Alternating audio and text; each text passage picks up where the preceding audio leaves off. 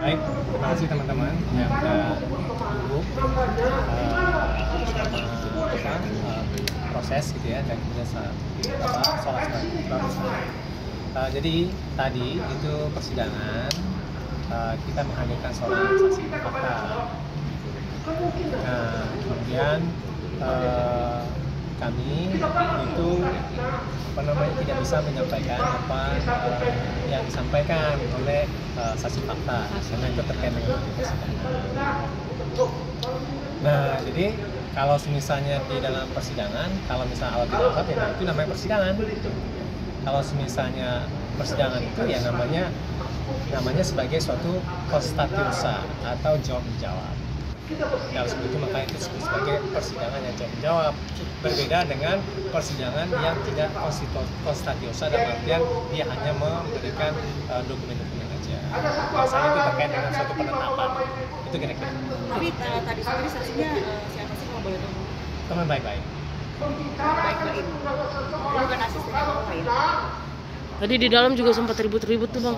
Jadi kan bilang itu kan konstatiusa, artinya itu jawab menjawab. Ya. Oke. Nggak ada dia nangis kok. Siapa yang bilang nggak ada? Nah, apa namanya dia nggak ada tuh, makanya terakhir nggak ada. Karena tadi kita ngobrol. Itu kira-kira. Paula di dalam PT apa mungkin?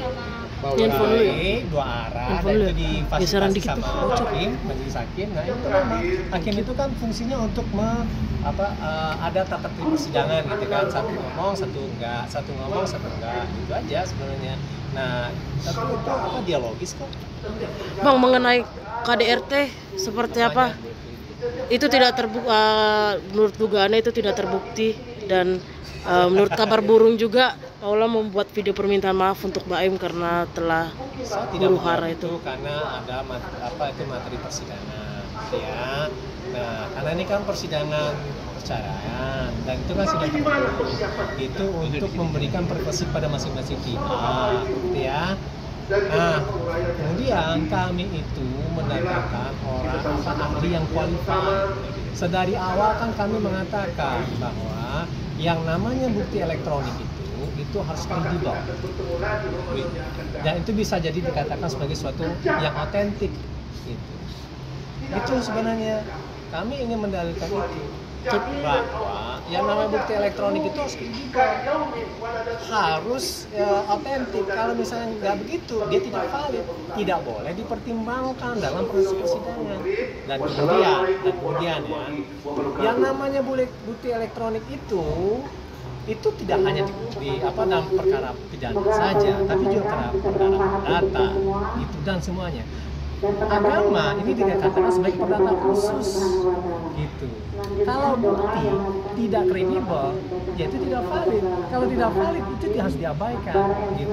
Nah itu dikatakan sebagai membangun dalil itu berdasarkan bukti-bukti atau barang bukti paling bawah gitu, atau petunjuk. Nah mereka kan ini petunjuk, dari barang petunjuk itu jadi barang bukti. Barang bukti itu kemudian menjadi alat bukti. Dari situ itu dinamakan suatu dalil dan kesimpulan. Nah jadi kami membangun itu bukan dalam artian ini dia omongan gitu kan, dan kemudian direkam dan kemudian setelah itu menjadi alat bukti. Hukum itu pasti. Nah, dia itu dari ketidakpastian menjadi suatu hal pasti. Beda dengan suatu ilmu pengetahuan alam, dari kepastian menjadi tidak pasti. Oleh sebab itu makanya dari awal kami mengatakan yang namanya bukti elektronik itu dia harus kredibel, dia harus otentik. Kalau misal tidak, dia tidak boleh. Itu kira-kira. Oke, teman-teman ya. Bang, ada kabarnya juga kalau misalnya pada saat masa-masa Baim sama Paula masih bersama itu sosok N ini sering datang ke rumah, dia berada di dalam kamar utamanya Baim dan sampai keluar juga sampai subuh, pulang subuh gitu. Kabar burung, Bang. Kabar burung. Kata siapa? Itu dalam persidangan. Masa iya ada yang kabar-kabar burung gitu? Enggak. Nah itu menanggapinya berarti tidak benar itu bang. Kalau itu tolong dikonfirmasi kepada orang yang bertanya. Kalau Mbak dapat kabar burung itu dari burung itu, tanya ke burung itu. Oke? Ya, bang kabarnya juga Paula sekarang rutin minum Tanya ke obat. burung itu sebenarnya. Paula sekarang rutin minum obat karena ada satu sakitnya dan itu sudah diagendakan juga ke dalam. Balik lagi info-info Burung, di lapangan. tanya ke burung itu. Nah itu menanggapi seperti apa? Benar nggak bang? Tanya ke burung itu. Bang, Paula sendiri memang sekarang katanya memang lagi mengikuti agama. Berarti yang sendiri pengen Setiap orang pengen mengerti agama. Ya, kita ini bukan orang yang mungkin kita berproses ya. Kita kan makhluk yang doib. Dalam artian makhluk yang masih banyak kesalahan. Saya banyak kesalahan. Nah, makanya kita menuju sana. Ya kalau misalnya dia ingin mendalim agama, ya itu wajar lah, bagus. Tapi tadi sendiri kan jawaban Paula adalah ketika anak disolak hanya sering sama bapaknya. Artinya memang Paula Itu tidak lain mengetahui. soal bukan soal ibadah tadi kan. Itu lain soal. Oke. Berarti itu nggak benar bang ya soal yang dia minum obat itu buat sakitnya itu bang ya? Itu kan sudah diagendakan juga bang. Berarti itu membenarkan bang kalau dengan respon Saya seperti nggak seperti ngomong itu. apa-apa. Mbak ditanyanya itu ke saya, kamu kalau burung, makanya tanya ke burungnya. Burung siapa itu? Nah, Berarti yang soal mereka sering keluar bareng sampai subuh itu benar juga nggak bang? Tanyain sama bapaknya, artinya Kak Paula belum ketemu sama anak atau gimana sih? Iya, pengakuannya begitu. Nah, dia tuh pengen ada semacam namanya Pak, Sorry. agar dia bisa bersama dia. Ini kan bisa Bang berarti yang keluar bareng sampai subuh itu benar juga bang? Benar bang?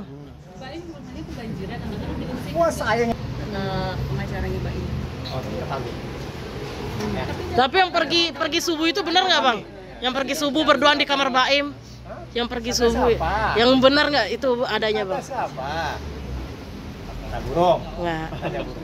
Bang, ini kan bang, kalau ada si isu KDRT Sidang selanjutnya kamera bang, Dari sekarang. Agendanya apa, Bang? Sekarang agendanya masih saksi fakta. siapa yang akan dihadirkan saksinya bang? Nanti kita akan. Dari pihak Paula berarti bang? Oh iya, masih kita. Kan kemarin itu 4 bulan sama dia semua. Ini dari kalangan profesional lagi kah? Dari psikolog atau apa gitu nanti saksinya? itu strategi kita. Itu strategi kita. Oke.